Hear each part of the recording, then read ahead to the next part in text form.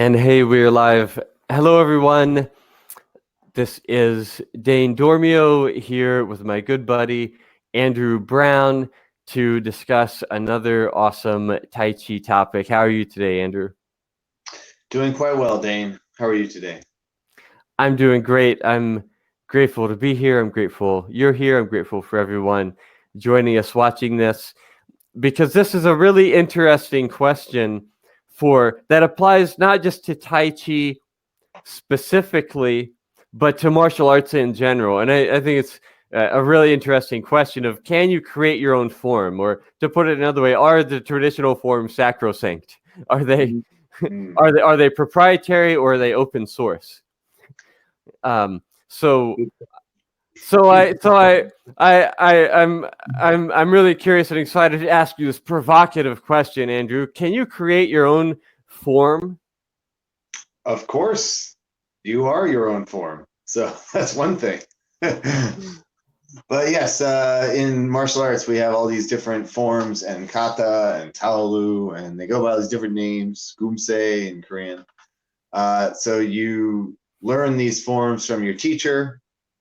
You repeat them over and over and over until you can perform them on your own without any supervision and still hit all these details, hit all these posture points, stance points, uh, yelling points, breathing points, like intricate motion points. If you can learn all this stuff, you learn this choreography, and then you perform it on your own and practice over and over and over, and then you see your teacher again, and then they correct you, and you keep this process going over many years, and then you actually understand the martial art, because practicing the form is practicing the martial art. Now, that's the best way to do solo practice, and for many, many years, most people would never even have fellow students. It might be just their teacher and the student. And for a long time, you just meet your teacher in the middle of the night and you learn a form, and you only learn 5 forms in your whole life. And then now we have this, so many forms that have been created over the past. So, of course, even the masters were creating forms constantly because they would learn from their teacher and they would do the best to teach it to the next generation. And you would get offshoots, and we had all these different styles of martial arts. So all this development was because, of course, you can create forms. Okay, well, it sounds like you're talking about kind of the historic roots of traditional martial arts and Asian martial arts in particular, like just broadly speaking, Asian martial arts kind of developed through this model. But we're talking about things that ancient masters created. Are we talking about things that ancient masters created should never be tampered with, or uh, in other words, to bring the question more into the present tense, Sure. can you, you specifically, the general, you're a practitioner today, create your own form, and if so, how would you go about doing that? How and why would you do that? Yeah. So basically, you create a form of movements that you personally enjoy doing or you personally feel are your strong points. And then you can also mix in the ones that are kind of weak points so you can practice them. But if you create your own form, you're making something very special for yourself. And the easiest way to do it is to completely imagine the situation, really dive deep into the imagination of what's happening, create a storyline maybe. I did. I was creating a form this morning, just practicing in the park, and so I looked and I saw 5 trees. So just at my peripherals, about 45 degrees, and then straight dead ahead.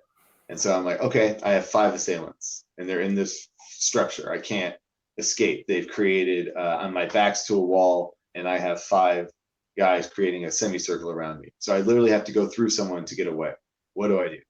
And then I just went from there and just started playing with different ideas about where this guy is relative to me, where my attention goes, and what becomes an obvious, easy, like blind spot attack. So you give him a blind spot, and then you come into the blind spot. So you can control your opponent by leading them into a trap. That's the same way with chess. So you can go through all these different motions and really play with the form, because every single teacher you ever learn from, when they're describing how the form works or what the application is for that form, they tend to be different. A lot of them have different ideas of what this form is, even in the same school. It happened to me all the time in karate.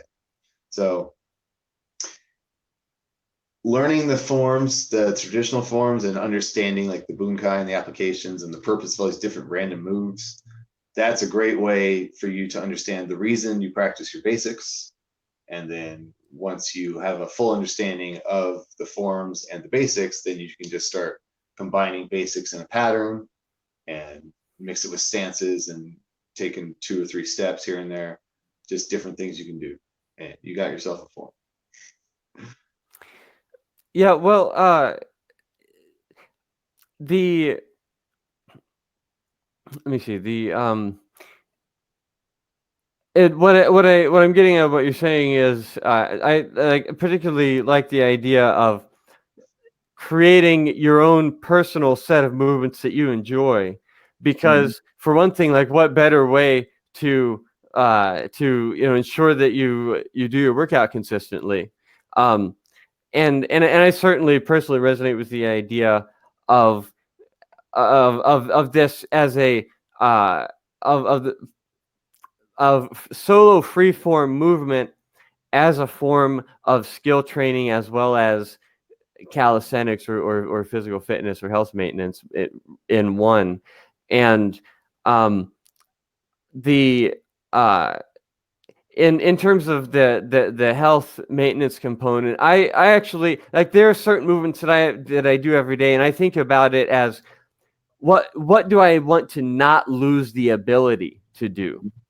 Even being more conservative than, thinking I'm going to advance and progress a little bit each day, which of course I also expect to do that as well. But I also think invest in loss by thinking about, what do I not want to lose the ability to do? I better make sure I do those things, those specific movements every day. So in terms of like your favorite movements, if they're martial arts movements, or if they're qigong movements, or if they're just like physically things that you want to physically be able to do, and that you want to specifically not lose the ability to do, then yeah, I teach a lot of seniors. I know what you mean. then those are, those, to me, that factors into the idea of your favorite ones, or the things that you want to have close to your heart, because there are, as you mentioned, there's lots of traditional forms. Not only, there are many traditional martial arts styles. Each martial arts style has a proliferation of forms. Each form has a proliferation of interpretation and variation. So it's really the most important form. The way I would like to put it is, the most important form is the one you do every day. The most important routine, the most important exercise is the one that you do every day. The most important qigong is the qigong that you do every day. It's the best kind there is. That's for sure. As I say, I tell everyone I know, sweat every day. Yeah, and so that's how I think of that idea of picking your favorite movements and the ones that bring you the most joy, and just anchoring that in. You're not going to practice everything every day, so just practice the things that are most important for you, for whatever the reasons are, whatever your purposes are. And a lot of Tai Chi is taught with very little or no physical contact, and the focus is on the inner energetic sensations, and and a lot of Qigong is done that way, with just the focus on the inner energetic sensations.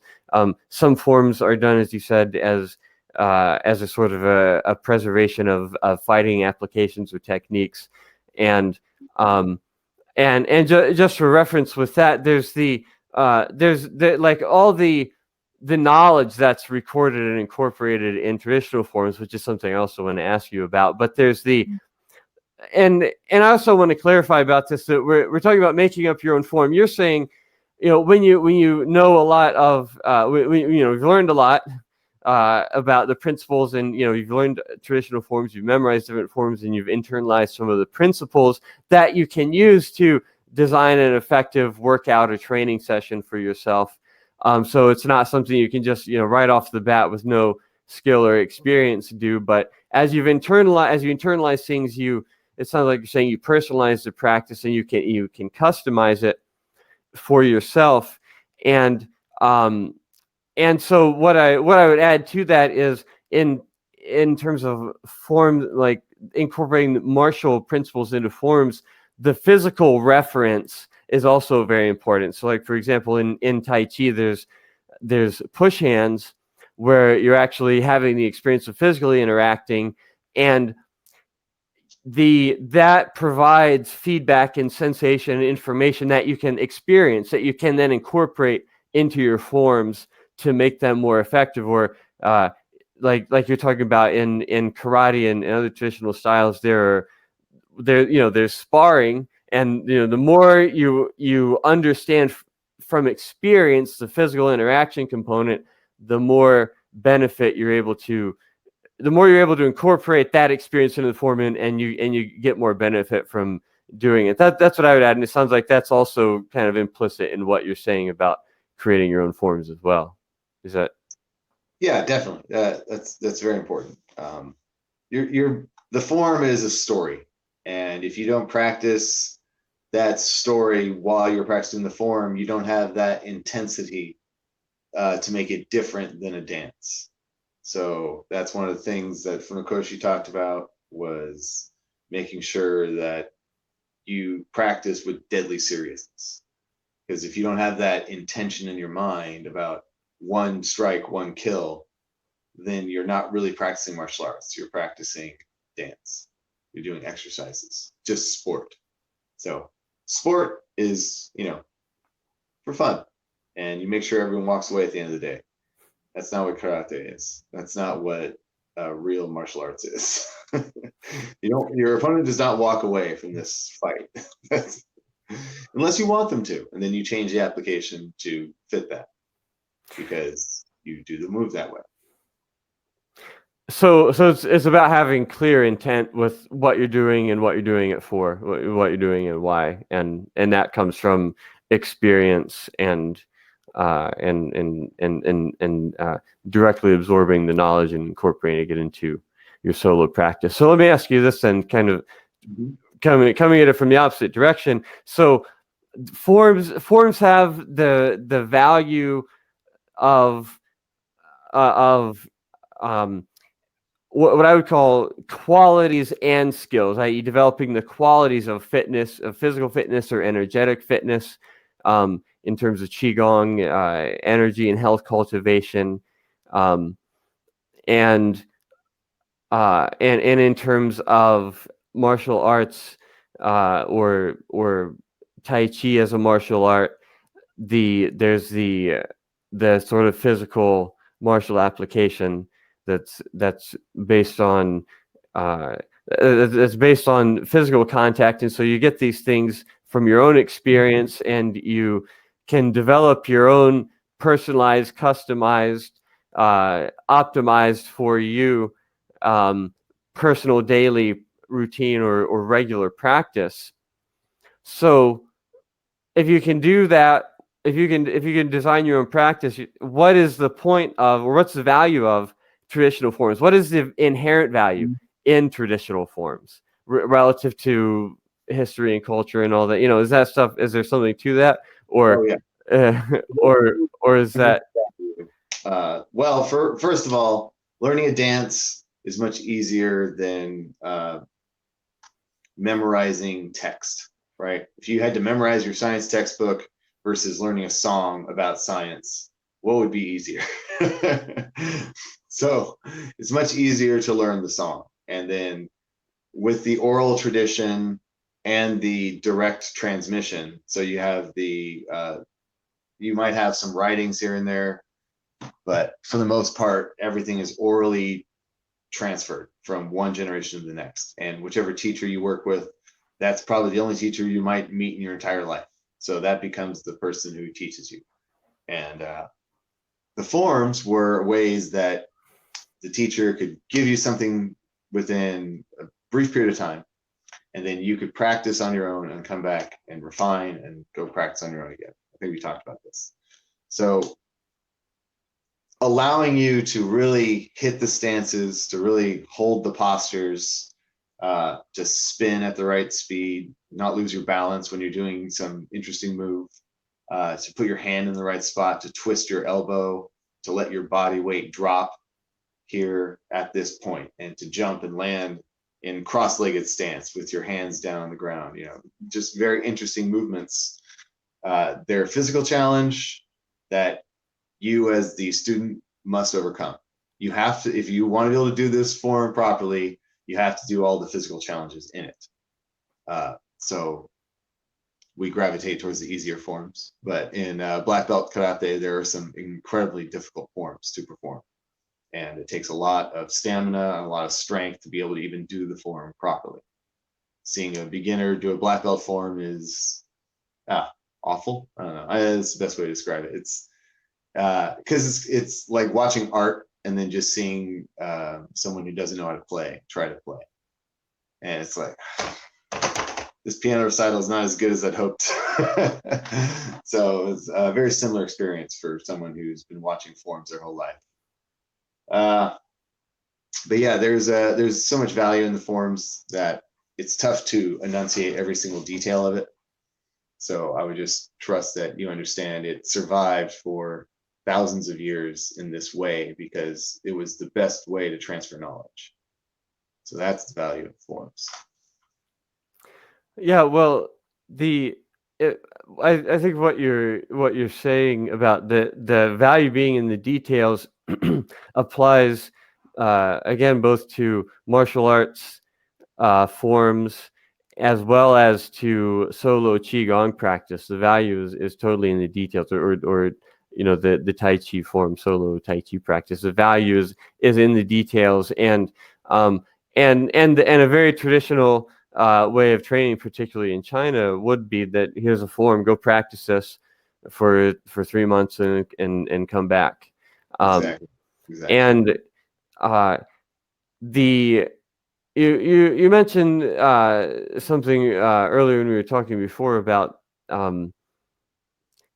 the form becomes identified with the martial arts style. So this form is this martial arts style, and there's different there's different versions of histories, and some forms are more traditional than others. But as far as even if we're not talking about specific individual forms, but styles, the styles themselves, that are genuinely old, as in centuries, on the scale of centuries. There is an evolutionary selection process that has been ongoing up to the present time. So, in that sense, it's not that tradition for the sake of tradition is valuable, but for something to have to have come through an evolutionary process means that it was selected against and optimized in many ways, and there were likely to be very intricate and significant details encapsulated in that, kind of like reading ancient texts that require an extreme amount of depth of understanding and study to really fully unpack, like the Tao Te Ching, for example. So the well, I have one note I want to make about that, which is so all these ancient old styles that have been handed down for generation after generation after generation. The secrets of most of the styles is in the basics. If you learn the basics, you learn the martial art, and you really understand the essence of the martial art. So you want to practice your basics every day. But the master of the style, like the guy who runs all of Bujinkan, Soke Hatsumi, and the guy who runs Southern Praying Mantis style, like the head school in the home of the village master from 1500, CE. So that guy is expected to be able to do certain things. Depending on the different martial arts, there's secret and special skills in a lot of these old traditions. And there was a great documentary that I really enjoyed. It was called Mind, Body, and Kick-Ass Moves. And it was this martial artist, really big fan of just a lot of different martial arts. And he goes around the world and interviews all these different masters, and he learns all these different traditions and just like hears about what they teach and how they teach it. And he goes through a class, and he tries to have an experience of the martial art and then spar someone at the end of the episode. It was a pretty good little show. But one of the things he did is he met a praying mantis master, like the master of the whole praying mantis style. And the guy could literally suck his testicles back into his body. That was one of the special skills that he could do, so that during a fight, he could not be kicked in the groin. He wouldn't take any damage from it. And he said, "Kick me in the groin." And the host just wailed on him, didn't hold back, and he just took it, because those are one of those special skills that only a master could really understand. And so that's the value of that masterful practice. Every day from when I'm like 5 years old, I practice every single day. The Qigong skills, the internal skills, the exercises, the Kung Fu, the forms, like this is my life. So those guys are really interesting people. You've probably met one or two. Yeah, well, I would absolutely agree. I like to say that those they actually have a term for people like that. They're I mean, but basically like a specialist in a particular style. It's very for my advice for most people is learn from those people as much as you can, but don't become one of them unless you just really want to become a specialist in that. But the 80-20 rule applies to, you can get at least 80% of the value from of any particular system or style from the basics, and it's true. And actually, what my Sifu said was, there is no advanced kung fu. Yeah, exactly. There's just basic kung fu you get really good at, and it's not the complexity of the skills, but it's the repetition over time and the deep practice and the continual advancement that brings out those subtler and subtler details, so that with even a very simple basic movement, the way that a master of the style does it, it'll be the same move, but it'll be very different. It'll have many details incorporated into it that a beginner is just unaware of at the time. So the the value of these of traditional forms is that there's knowledge encapsulated in these that people did spend their lifetimes developing and cultivating. So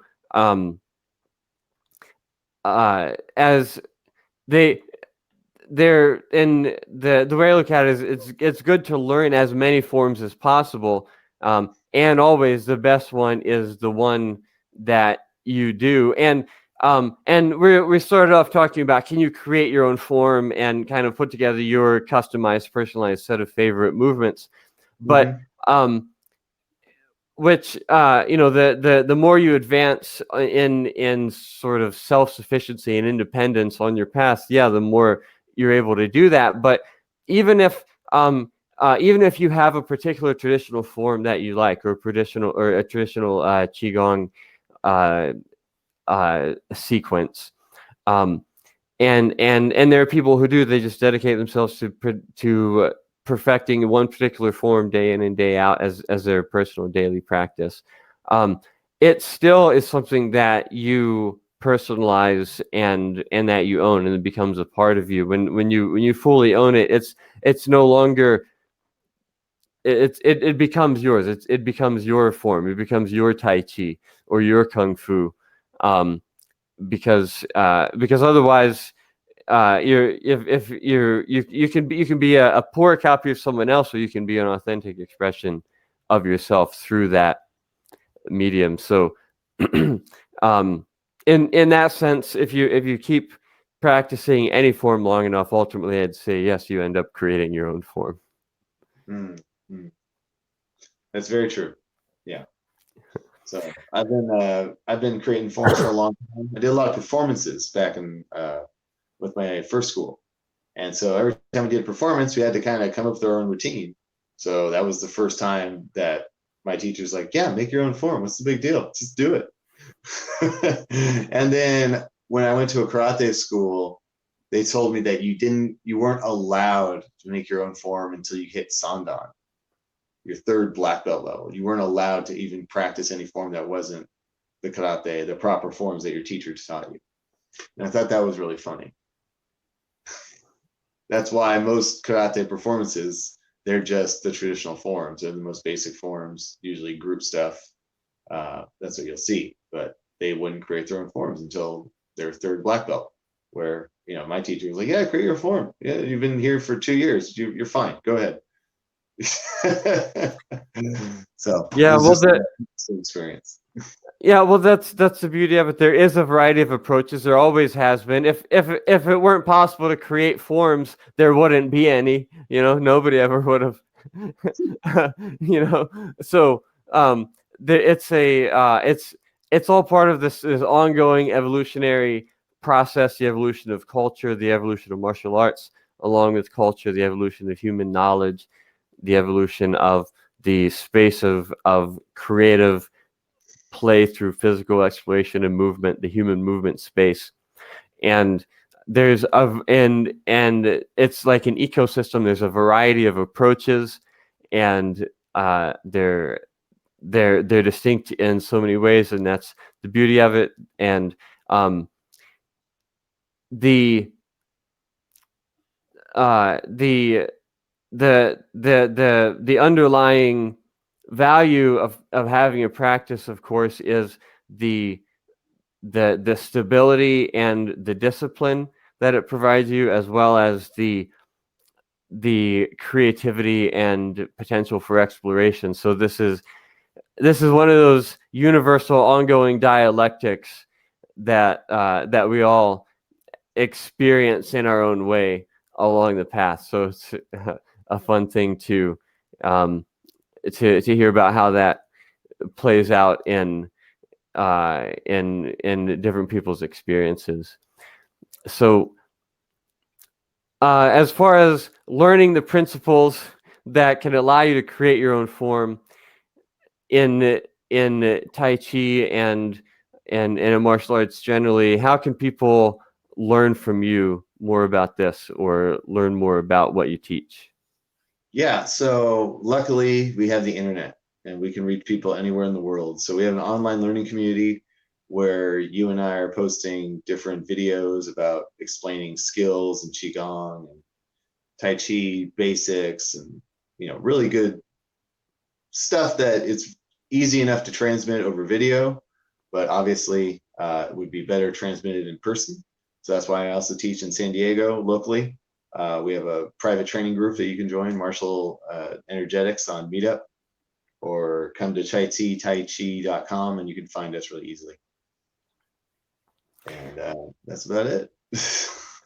Yes, absolutely. Anywhere, wherever you are, join our online learning community. We'd love to have you. And if you are lucky enough to be in San Diego, come join us for our free and open to the public Saturday morning classes, or join our private training group and have access to all of our regular ongoing classes and workshops. We'd love to have you there as well. So thanks for digging into this topic with me and sharing your unique perspective on it. I'll look forward to more fascinating discussions soon.